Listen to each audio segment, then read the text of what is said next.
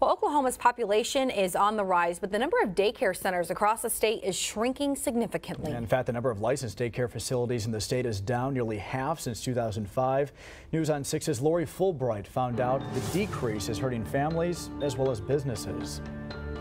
You can give it to her. Say thank you. This is often the only way Vanessa Tice can work. Yes, ma'am. Because where she lives, in Kingston by Lake Texoma, there are currently 0 licensed daycares. They've all closed. We were going to have to do some remodel. A solution seemed at hand this year when local businessman Jerry Dupree began the process of turning this old doctor's office into a daycare center. Seemed like a really good deal until we started crunching the numbers. Dupree says he could have justified losing a little bit of money, but we can't lose $2 grand a month. There's not a business in Oklahoma that would operate like that. So Dupree scrapped the plan. No educated person would go into this business. Kent Lynn speaks from experience, 15 years worth.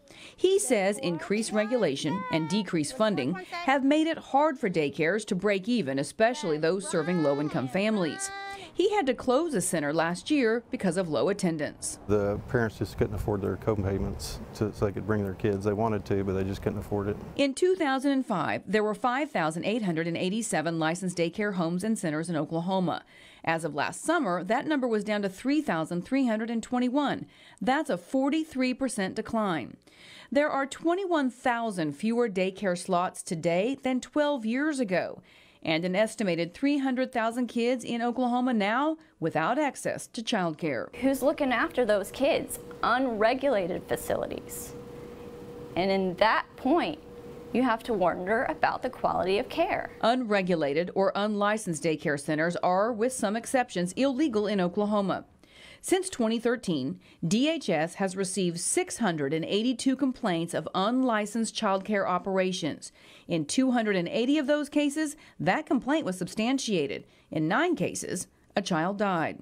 DHS says this is why they have high licensing standards and why they go after those who don't have licenses. They're caring for children with no oversight of health and safety requirements. It could be potentially very dangerous for children. But many in the industry feel DHS is at least partly responsible for that danger, saying the agency's inflexibility in its daycare rules makes an already challenging business simply not worth the effort for many providers. There's so much drama with DHS that they just shut their doors. Some of them are forced to, some of them just don't want to deal with it anymore. Horn on the bus goes beep, beep, beep. Beep, beep, beep. But DHS leaders say the issue is not overregulation, it's funding.